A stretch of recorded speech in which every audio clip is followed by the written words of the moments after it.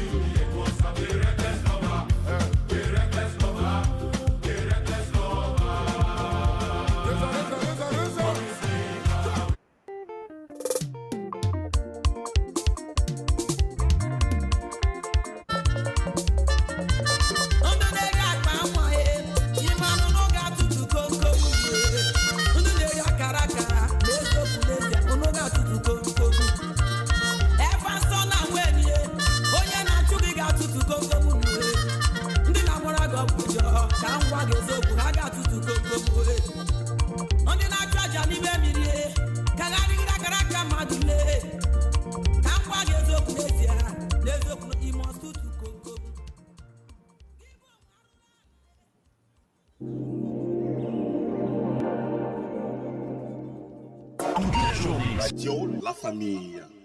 Radio La Famille. La musique clignote. Thank you again for tuning in from all over the place. We are so happy to have you all and joining us on Radio La Famille today again to discuss about the topic that we are calling common challenge of writing for children. And the topic that we are going to discuss today is beyond that. To be honest, it's beyond that, because it's a follow-up discussion that we have last time, and a lot of you made a comment internally for us about, the book that we discussed. So I'm so happy to have the Nancy again among us today. So thank you very much for coming, and we are so happy to have you. Welcome on the Thank you. show again, Miss Loewen. Thank you. I appreciate it. It's good to be here. We are so happy to have you, and thank you very much Yeah. for coming. Yes.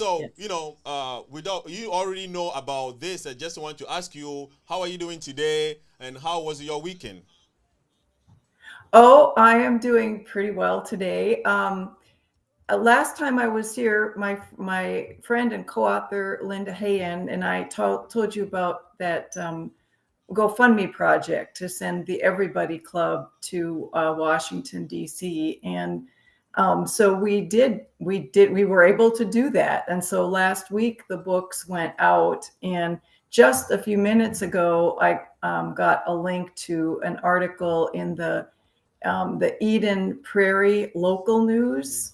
So if you go to Eden Prairie Local News and do a search for probably Linda Hayen or my name or the Everybody Club, you can see the article. So I was really happy about that. Otherwise, I've been I've actually you had sent some really good questions, and so I've been giving those some thought. So that's kind of what I've done so far today. And I was able to have pizza with a friend last night, so that was good too. Yeah. Tomorrow I'm tutoring students taking the ACT and teaching a class. So it's kind of a working weekend for me, but it's all good. How about you? How's your weekend? That's great. That's great. Family is very Yeah. important. Having to being together with family is, the most important thing we can cherish. And one of the ways that we build our family is by instilling that into our children, right? And they are part of our family as well. Last time when we had a discussion, I learned that um, your partner that you wrote the book with was sending the book to um, Washington, D.C. So Yes. that's great. That's a legacy. We will come back to that. But for the Okay. audience, I just want to talk a little bit about Loewen. Loewen is a writer, children book writer, and also she have written a lot of books, such as Unicorn, Chloe's Special Family, Leo Book of a Memory. What about Neko, Roman, and Iris? Everybody's Club. And last time when we had a discussion, it was about Everybody's Club. And that book, a copy of that book was sent to Washington, D.C. And I just, a little bit about Nancy again. Nancy started her writing career way back, you know, I think so many years. My first book When came I out in remember, and 1989. she had her master degree in writing, and also she balanced that with a nonfiction project and a grad school. And then for 6 years, she earned her degree from Hamline University back in 2007. So you know the caliber of the person that we have here on the show today to talk to us about children literacy, children education. So she's very passionate about writing a nonfiction for kids. And she also supports and really support children book writers and educate, guide them in terms of writing books. So if you are home out there thinking about writing for kids and then you don't know how to start, anybody to support you, this is the right show for you to start from. And we will be able to connect you so that you have a professional to guide you. And again, thank you very much for coming. And on the show, we can really talk everything about you. And you have to tell us, who you really are. So tell us a little bit about yourself. Okay, well, I usually start out by saying that I grew up on a farm in southern Minnesota. So a really tiny town. The population, the town was called Mountain Lake. It was in it is still, of course, in southwestern Minnesota, only 2,000 people. And I was a farmer's kid. And I went to the library during the summers. My mom would take me to the library a lot, and I would check out books and go take them to read in the Grove. And let's see. I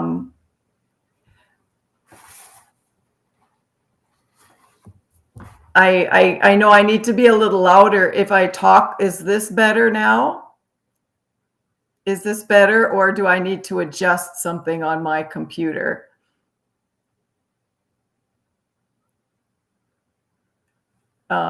Okay, I'm going to. All right. Well, let's see. I'll do my best here to be a little louder and hope that will help. The technology thing it doesn't always work the way it's supposed to, right? But I think we're all used to that these days.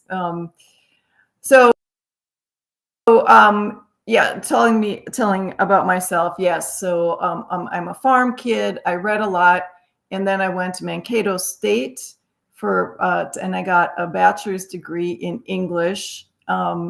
And while I was at Mankato State, I worked on the student newspaper and the student literary magazine. And I had this idea that I wanted to work in publishing. I didn't necessarily want to teach, but I liked creating books, or creating, pieces of writing that could be shared with people, right? And so I was really drawn to that. And then after college, there just happened to be some children's book publishers in the town that I was living in Mankato, Minnesota. So about an hour and a half southwest of the Twin Cities. And so that's kind of where I got my start. I never really set out to write for kids, but because I wanted to work in publishing and because children's book publishers were where I lived, then that it was kind of a good fit. But it wasn't until I had my own kids that I, developed a better understanding of writing for kids. And then years later, we moved to the Twin Cities, and then I went to Hamlin, and I went part-time as I was doing some writing and raising my kids and so forth. And otherwise, a little bit more about me. I working right now as a tutor. I tutor students who are taking the ACT and the SAT. And I also help coach students writing their college application essays. And I do a whole variety of freelance projects, kind of whatever kind of comes my way. Some of them are really varied. I finished a tobacco cessation workbook for a psychologist this year. I also helped an older man put together a book of his wife's poetry as a memorial to her. Things like that. I do that. I have 2 kids. They are grown. They don't live in the state. So I'm sad about that because I would wish, I would like to be able to see my children more often. No grandkids yet. I'm hoping, someday. And I've also done a little work for AmeriCorps. I've worked like 2.5 years for AmeriCorps working with early childhood literacy programs. So that's been good. I hope that's answers your question. I'm happy to go into more detail about anything if you would like.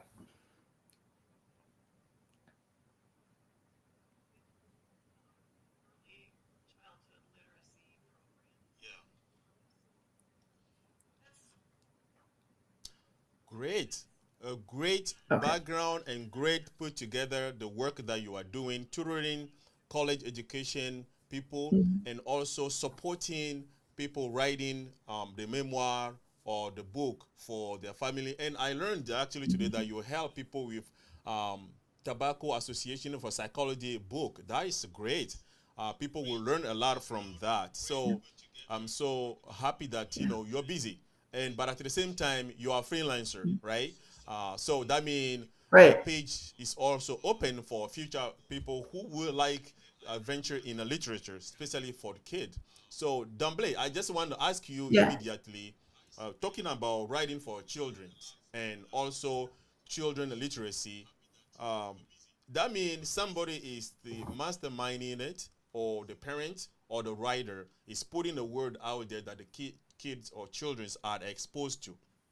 Then one of the famous writers also called Emily Bachworth said, children are made readers on the laps of their parents.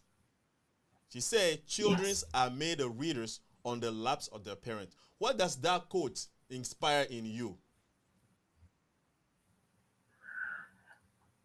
I wish that quote would be plastered everywhere on signs and on buses and, everywhere. I want everybody to see that quote because that is so very true. I mean, that's where reading starts. And before that, it's about language, right? And language helps us connect to each other, right? And we learn language in the context of relationships, and I remember hearing a radio program once on Minnesota Public Radio. This is a while back, I don't even remember the name of the person, but she was talking about language acquisition, and she just made the point that young children learn language in the context of a relationship, and that's why it's easier for them to learn language perhaps than it is when we're adults trying to learn another language. It's like, it's because it becomes more of a separate thing. It's harder, but those we learn words, we learn how our language works, how it puts together in the context of a relationship. And that's just language in general, right? That's our speaking language. But when you combine that with a book, where we're looking at the written language as well, and you've got a child on somebody's lap, and it's a sense of it provides the child with both a sense of safety and exploration. You've got the comfort of that loving person, and then you've got all the new ideas that are in the book, and that the parent or the grandparent or the beloved aunt or uncle or teacher, whoever it is, can share their ideas and use that book as a springboard for more conversation, more language. That's the beauty of books, I think, because they take on a life of their own. We're not just limited to what's on the page. We can wring out, so much more out of it. We can talk about all of the pictures.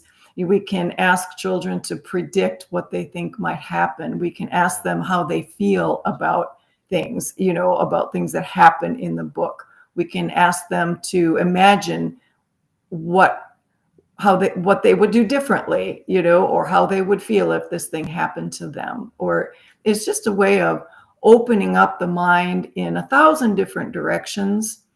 And it's not something that takes a lot of education to do. It comes naturally, because we use language to communicate, right? And so, like I say, the book is a springboard for all sorts of things. But also, the more familiarity children have with words on the page, the more comfortable they feel with those words, those letters, those sounds, right? The building blocks with which we make those words. The easier it's going to be for them to learn to read.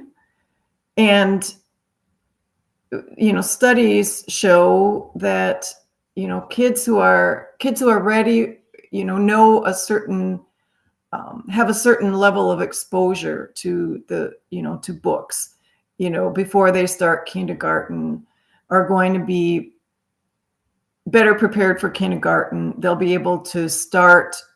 They'll be able to take off and not have to make up ground. And then by the time if they're reading at grade level by third grade, that's awesome, because they're kind of set then, right? We got to make sure that children are reading at the level that they're supposed to read when they're really young, because after third grade, I think it said that, like, before third grade, you're learning to read. After third grade, you're reading to learn, right? So after that point, it's like all the things that children learn in school, it's going to be just so much harder if they're not reading, at a good level. And it starts with, it's not difficult. We don't need, we might need, we don't know. There might be certain, like, learning disabilities or whatever, certain blocks that some kids have. But in general, it's like, and of course we need to address those, but in general, it's like anybody can do it. Anybody can do it. If you have a relationship with a kid, grab a book and sit down and talk about it. And that is going to pay so many dividends in so many ways. So that's what, going back to that quote, it's an awesome, awesome quote. And, I wish, I wish people would really take that to heart. It doesn't have to be, hours and hours a day, it's just try to make it a part of your daily routine, a few minutes every day. And it just is going to reap so many dividends. Yeah. I miss that. I miss it when I read a lot to my kids when they were growing up, and then this other work that I have done with kids, it's like my favorite thing in the world to do is to read books to kids. And I don't have opportunities to do that all the time now. And I miss it. I have to look for some more opportunities to do that. Yeah. Yeah. And yeah. Okay. Definitely, writing, reading for the children, and also identify when they need to intensely learn how to read in the future is very important. And I like the fact that you mentioned that um, from a 0 to the 3rd grade, they are learning how to read, and then from the 3rd grade and up, they are reading to learn. And it's like, very interesting, very interesting. So within that realm of learning to read and reading to learn, there is an aspect of a writer impact or the writer's effect for the children. And that come to the topic today that we are talking about, the challenges to rise for the children. I think that will have a little bit of impact of how the children going to grasp what you are writing and who you are writing for. So, D'emblée, that lead me to ask you, in your experience, what are some of the biggest challenge writers face in understanding or connecting with a younger audience nowadays? One of the biggest challenges in writing for children is to kind of narrow your target audience, I think. The word child, I think we tend to lump adults anyway. We tend to lump it all together, writing for children, as if it's one thing. It is not one thing. It is like 100 things, right? Because, think about a board book that a baby or a toddler would read versus a piece of nonfiction for a middle grade student or a middle grade novel, right? And anything in between, right? That's a huge range. And so and within that range, that age range, there are all sorts of different types of books. I mean, you can have like a regular picture book. You can have a concept book. You might have fiction or poetry. You might have something that's strictly informational. Early readers, you have chapter books, things like fairy tales and fables and retellings of books like that. And then, like I say, all kinds of nonfiction, right? And for all these different age groups, right? And so you need to really narrow down. I think a lot of us probably maybe start with an idea and then figure out who is the best audience for that idea. That might be the way to go. But then within all of those different audiences, those different age ranges, you need to have a sense for what do these children know at this point? What is their, what are some what is their common knowledge, right? And then you also need to understand what level they are reading at. What are their own skills in reading, or is it going to be something that an adult will read with them? And then also take into account social and emotional development as well. And I think there's always that you need to strike a balance kind of between giving a child something familiar and something new. You want them to feel like they are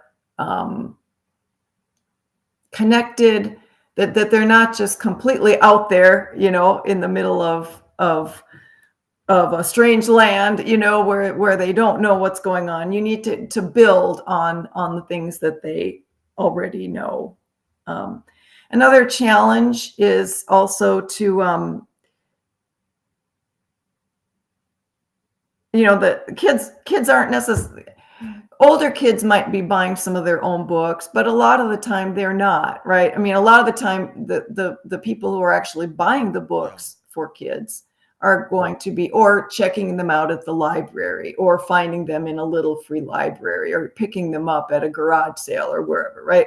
Those are going to be adults most of the time. So somehow you have to write something that will have, that adults are going to think is good too. So you have to keep that in mind as well. And then, of course, I mean, it's an ongoing challenge, and I don't know if I have an answer for this, but we all know the world is changing very quickly. It's changing faster than it did in years past. In years past, change was a lot more, it was slower.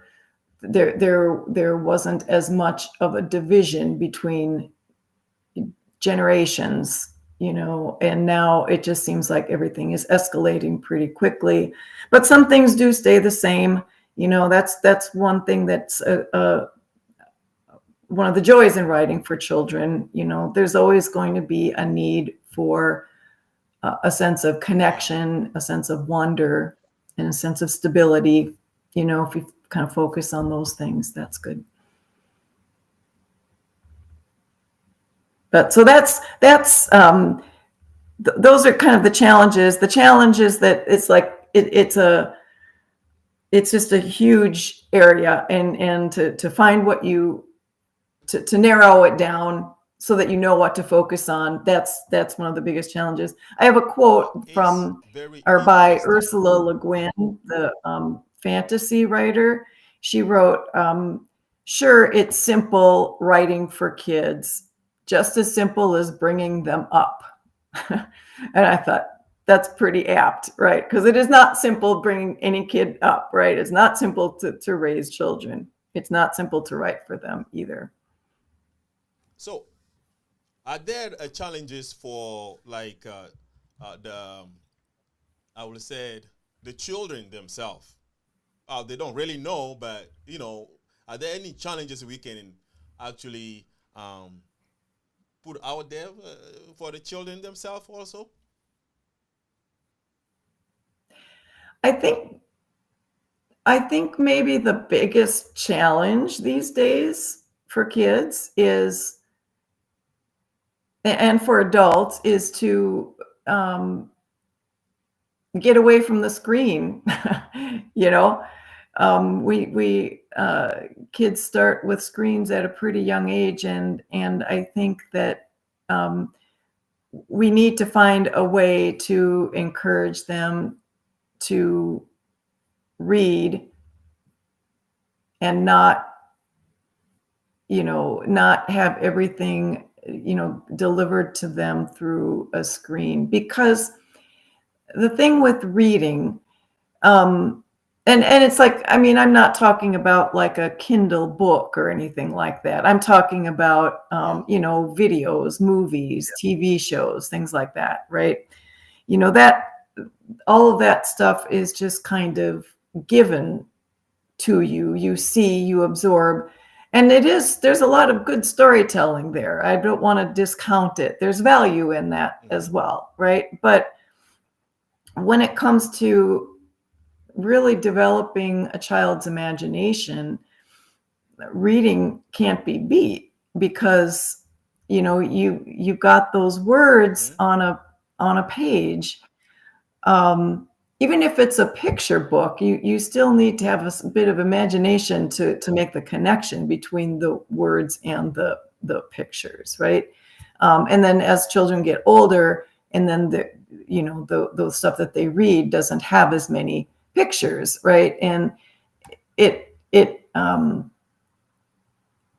just is. We need to just make sure that kids understand how important it is for their own brain development. I think that's a message that we should be all over the place as well. I sometimes, when I would sometimes speak with groups of kids in classrooms, my mantra, I guess, or sometimes, like when I would sign books, I would say, books build brains. We got to get that idea to them and get them excited about that idea that books are what they read, is shaping their brains, in a good way, right? And to express our enthusiasm for it, make it something fun. And again, if we connect reading with a relationship, it's going to be more fun, right? I know that in school, they're going to have to do some, worksheets and stuff that's maybe not so much fun, or at least not for every student. And that's going to be inevitable. But if we can just make reading a sense of, convey it, present it as a source of pleasure, fun, and maybe, it might be hard at first. It might be, sometimes some students maybe don't take to it right away, but make it worth their while, maybe have a little game at home that you play, or have them earn rewards or something. But always make sure that you are, there are so many books out there. They might not every reader is going to like every book. So we need to put forth effort to help connect kids with the books that they are going to like, and then also tell kids as well, okay, you might not like this book, but there's going to be books out there you like, go find them, really encourage them to explore until they do find books that they like and connect with. So that's something that we can do too. But I think the main thing is to try to just make reading a part of one's home life, and wherever, and then whenever you can work it in, like waiting in the car, or So, that lead me to waiting ask at an you appointment. a little bit about the age appropriate, and also the technique that you can use in terms of a book writer, or in terms of a parent, to educate children or kids to be engaged in reading the book. So before then, when we met at the book fair, I think a couple months ago in St. Paul, you had a table where you have some strategy how you can engage children phonetically, or writing letters. Can you tell us a little bit about that before I move forward with that? And what was the intention behind that strategy? Oh, okay. Yeah, I think if I remember right, I had uh, I had a board with different phonemes, units of sound, and then I had some crumpled paper. This was in January, I think, and crumpled paper, and I wanted kids to the crumpled paper, though, that represented snowballs, and so they were supposed to throw the snowball and hit a phoneme and then write it down and then see if they could combine different sounds to make either a real word or an imaginary word. Yeah. So what's the genuine? And that, yeah, and that, I mean, I think, research is showing now that when I was growing up, that's how we learned to read, phonetics. We learned sounds, right? And then, there are these little building blocks that we put together. And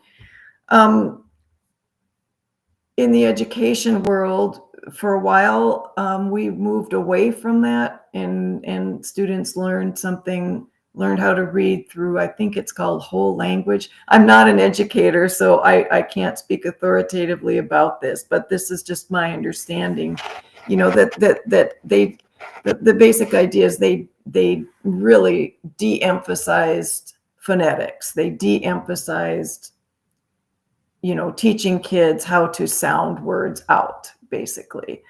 And now the pendulum is swinging back towards phonetics, and research is showing that it is really, really important. And so that's why I wanted to do that little game, just to make it fun, right? And then I think the writing the letters. I don't remember. I just, when I'm at the Leaders Are Readers event, and this is, for your listeners here, this is at Rondo Library in St. Paul. It's on the first Saturday of every month. And it's a really great event. There's free food and lots of free books. And there's always an author who is reading a book that is emphasized.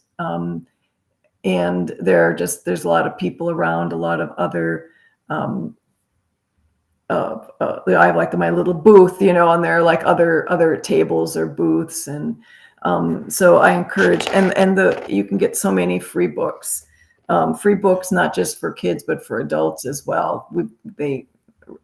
Planting People, Growing Justice is the organization behind that, and they get corporate donations. And it's a great deal, So if you need to stock up, if you need to build a home library, I would say go to Leaders Are Readers, Rondo Library on Dale Street, I think it's Dale and University, and load up on books. But yeah, I never know what ages I'm going to be having at these events. So I try to have something for young kids and then something for older kids as well.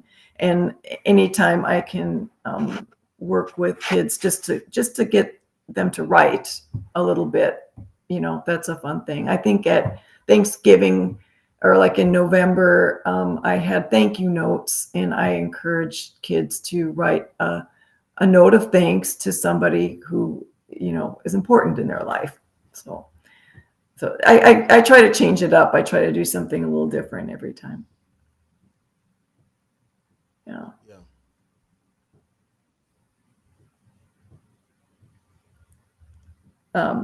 So you had asked, I think this was your question, you had asked about how writers can ensure that they're using the right language and vocabulary. That was very interesting for me to learn that is a technique that you come up with to draw children's attention to get used to either the word, and they come up with their own strategy for word, and which is very interesting.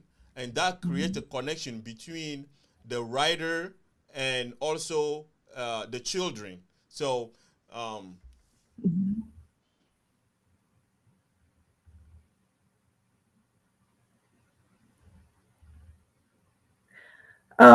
so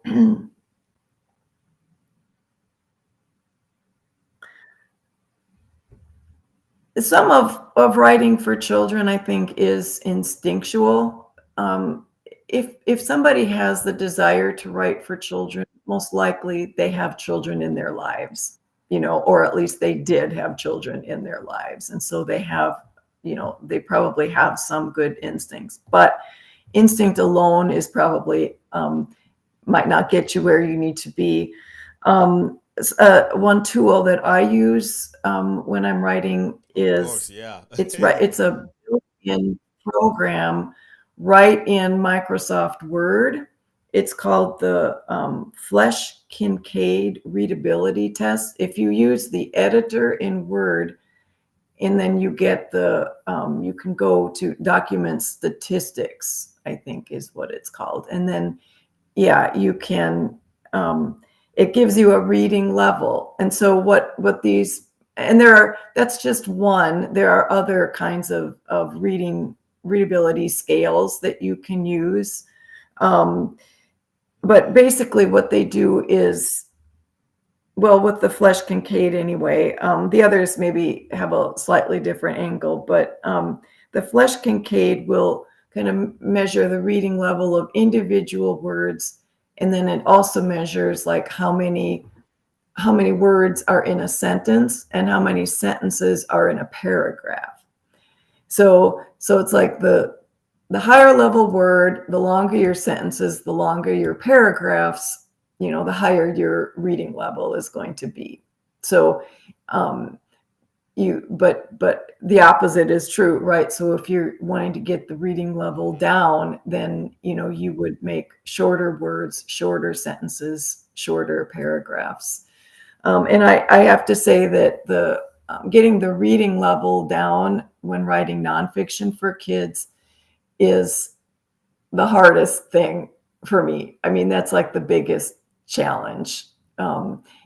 For some reason, writing fiction isn't. The reading level is never that much of an issue for fiction, but with nonfiction, a lot of times you'll have big words, you'll have names or places or things like that there's really no way to substitute another word for it, and so that can be a challenge. But so that's those readability tests. That's a really good tool that you really need to depend on, I think. And it's good to kind of do it a little bit at a time. Like smaller, like you wouldn't need to go and look at like an entire manuscript all at once. You probably want to break it down into like paragraph by paragraph or something. But another way is, well, of course, test it out, read it out loud, read it out loud with kids too, to see if they are able to understand it. That's a really good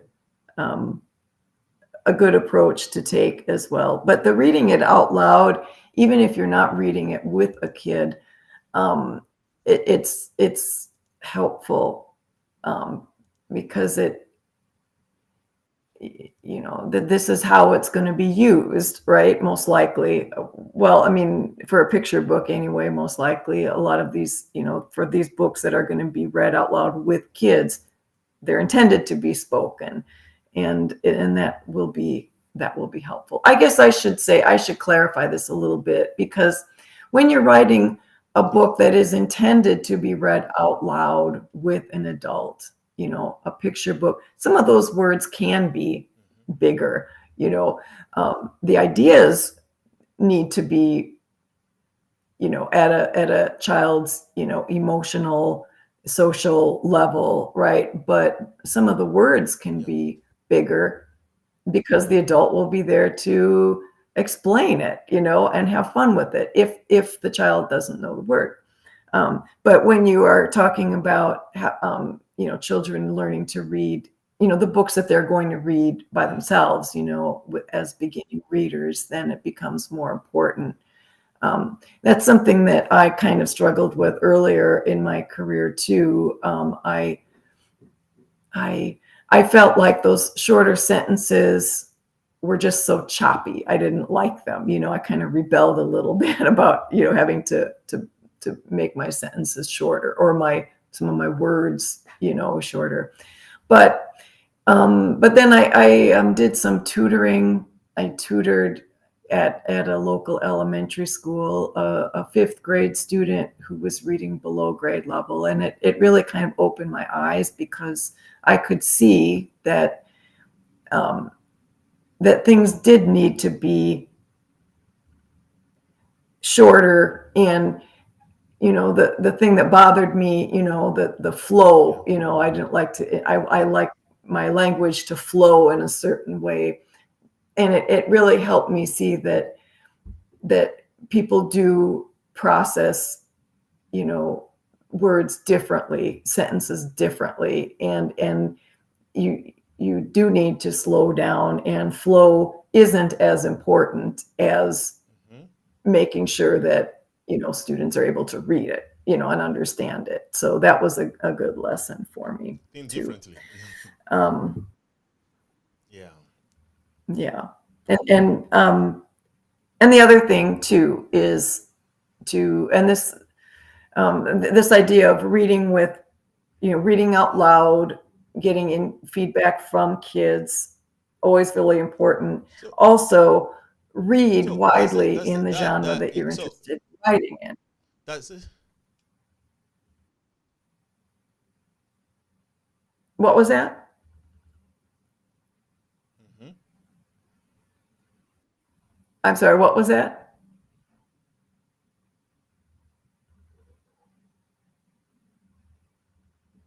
Um, So that my next question is the pacing and the structure of the of the book. yeah. So can you tell us a little bit about the pacing, since you are talking now about um, the reading from the children that you are tutoring, um, you know how important it is to figure it out. How do you figure it out the right pacing as a writer so that you balance it out for the children? It's a trick. I tell you, it can be really a challenge, but I think the thing that I try to keep in mind is that you want to have a varied pace.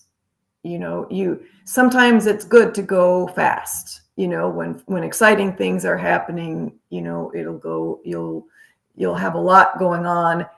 And then but it's good to have these quieter moments of, where and I'm talking mostly, this would be mostly with fiction, right? With nonfiction, there would be other ways of kind of varying the pace, but with fiction, you want to have, um, Yeah. some parts go fast, some parts are slower. Allow a little kind of white space, a little processing time. It's okay. You don't want to have something be fast all the way through, really rushed. You also don't want to have something that's super, super slow, because kids will get bored. So that's the thing. And as far as how to accomplish that, um, the best way is to, Yeah. well, just to recognize that it probably won't be that way the first draft. That you probably are going to have to write and revise quite a bit. And you need to have some knowledge too. I mean, to have your own sense of, maybe study some books that you like, that you think are really good kids books, and that accomplish kind of similar goals to what you want to do, and really break it down, study what those writers do. That's the cool thing I think about writing. We can take classes, we can get degrees, all of that stuff. That's all fine, but the what we actually need to learn is all around us. We can teach ourselves, just by observing what other writers are doing. So that I think is important. But yeah, so read widely, have some texts that you're Of using course. as Yes. models. and then get feedback and just know that, you probably will need to do a lot of revising. And that's something that honestly, that is the thing that separates, I think, professional writers, or, people who are really into writing, from people who are, who like to write and write well, but don't maybe take it as far as they need to.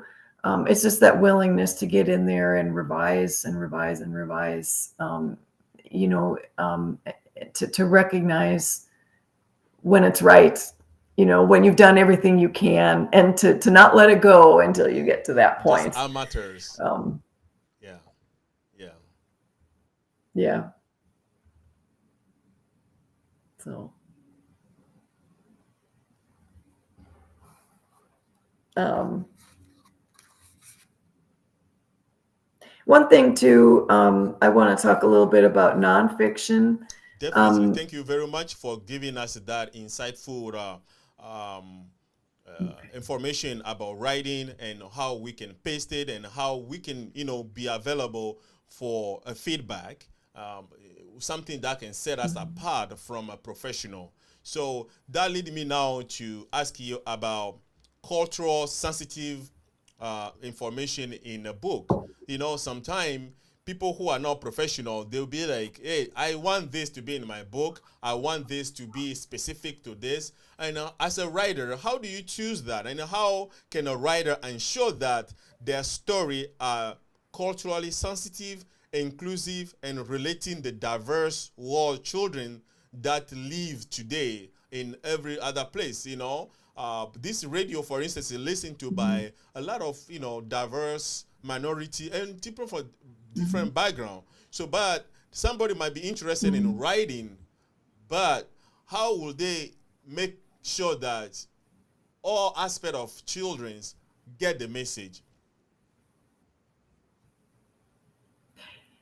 Yeah, I think it goes back to being willing to share your work with other people and getting feedback. Do the best you can, with your early drafts, and make a conscious choice, as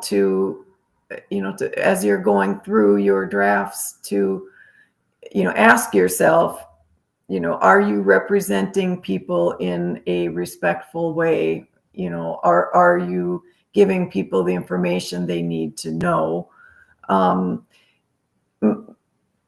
so that's the place to start, and always you have to remember the audience. That's the main place to start, right? Is like, who is your audience? Kind of have in mind, either like a real child, or maybe a composite child, like in your head, as you're writing, so that's helpful, because then you're kind of writing to somebody. It's not just going out, out into the void. It's like, it's targeted, even if it's not to a real person. You can give, an imaginary reader all sorts of traits, and write, to your understanding of that person. But then, after that, again, we're going to go back to that idea of, getting feedback and revising. So I would say, share it with other people, particularly, I would say, teachers who work with people who work with diverse groups of children, would be an excellent place to start, right? I mean, they're people who have that sensitivity and have those instincts. They will help you be able to refine your work and bring it to where it needs to be. So I think that's good. And it doesn't even just have to be like teachers, although it can be, but pastors, or neighbors, extended family, just anybody who who is um, who you think would be who would be willing to give you honest advice, you know, um, and then you don't need to. Um, I mean, sometimes, you know, you get advice that's not that good, right? I mean, it's like you're still like the boss of your work, right? You still need to, you're in control of it. But I think it's always good, keep an open mind, get feedback, get information, and then sit with it for a while, process it, and see, you know, how you can make your own work better based on the information that you got. But um, it's um, and then write another draft and go do it all over again, right? Or you can another way. I mean, there are people you can hire. You can hire editors, you know, to do that work as well. I know that I wrote a manuscript for Planting People, Growing Justice. It's a biography of Kwame Nkrumah, the first president of Ghana, and um, Dr. Artika Tyner was working with kids in Ghana, and she gave them my manuscript to do a review to make sure that I was, um, you know, that I didn't miss anything, that I was being sensitive. And I don't actually know where things stand with that manuscript right now, but I was very happy to do that because that's the kind of process that has to happen, that's important to happen. You know, we can't take these things for granted, you know, that we're all going to see things the same way. We need to get each other's voices and input in order to create the you know, the books that our kids need. Mhm.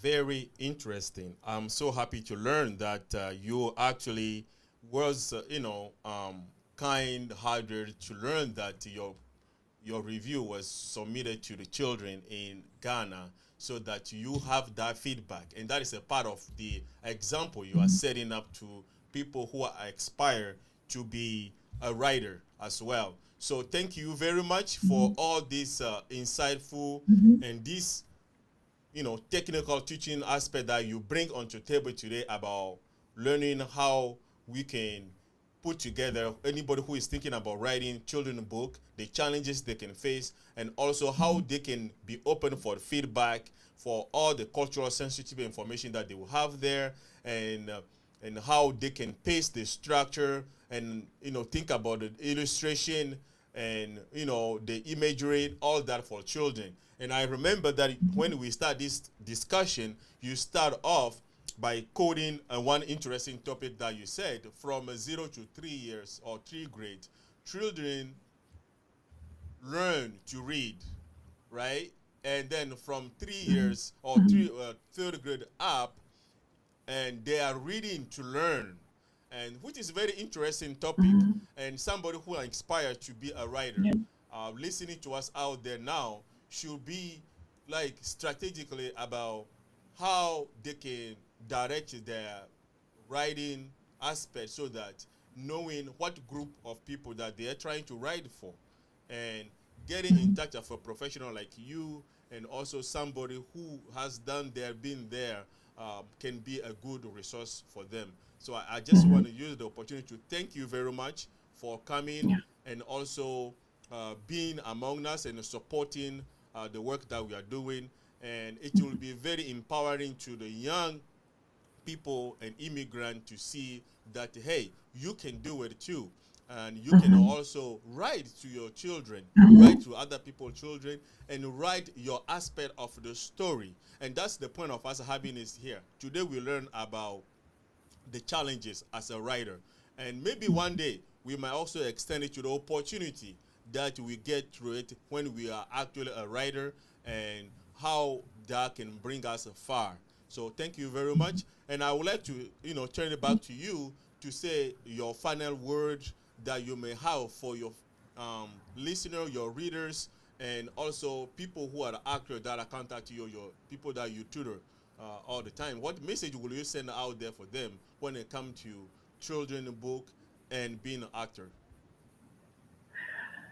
Oh boy, I wasn't expecting that. I think the main thing is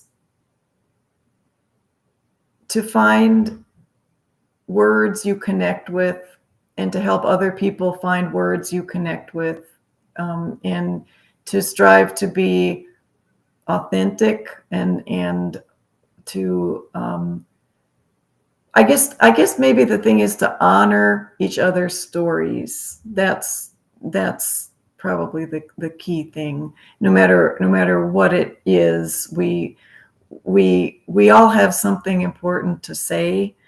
We all belong, no matter what the world is telling you right now. We all belong, and we all have important things to say, and let's work together to say them so that we can share our thoughts with other people, and let's just be authentic, and encourage each other, and yeah, use language to do it.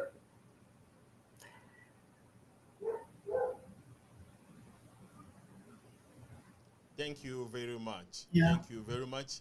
I really appreciate your presence and all your willingness to work with us and the support that you are providing to this upcoming radio and diaspora radio podcast and this informed decision show in our community. May God bless you with Thank your you. time, and anything that you wasted on this podcast will return to you in the future by everybody who is listening to us. So I just want to challenge our community to reach out to her, read out her biography, and are you thinking about writing a book? It's not just a children's book. She can be your reviewer, and she can be your freelance supporter, and she Yeah. tutor also for children literacy. So I just want to put it out there for you. You reach out to Radio La Famille, we'll reach out to her, and you will have that connection and that support. And thank you very much for coming today. We really appreciate it. Um, Thank uh, you. My I pleasure. just want to end this, but we are to the end, and I remember that I didn't ask you about the book that are going to. Um, uh, was the book mailed out to the senators? Maybe you put it out there Yes. in a record. Yes, the books went out. Most of them went out last Friday, and another batch of them went out, I believe, yesterday. And we were able to raise most of the funds. We did find a way to send them a little cheaper, so it didn't cost quite as much. But if you go to my Facebook page or the Everybody Club Facebook page, there are a bunch of pictures, from this whole project all the way through. I mean, we've been posting about it, for a couple of months now. But yeah, so we've posted some pictures. So if you want to take a look at that, at what 535 books look like when they're in boxes, and yeah, it was quite the project, and I'm glad we did it, and I don't know what will come of it, if anything, but I think that I think we would have regretted it if we didn't try. So I'm Right. really I happy will that be we did it, posting and I the love the link idea on that these our books are getting out there. page so that people can connect to it. And the donation is not done yet. Feel free to support them. Everybody's Club is a very good book. I read it and I was so interested in it. We had a show here. Unfortunately, the show was not saved in my system, so I was not able to put it out there. But I am still looking for to getting the transcript back. But hopefully, Okay. once I get it, I will post it. So thank you very much. And I will be posting this one as well immediately after this one. So thank you very much for coming. I really appreciate you coming today. My pleasure. Thank you, and thanks again. Thank you to everybody listening as well. I'll be ending the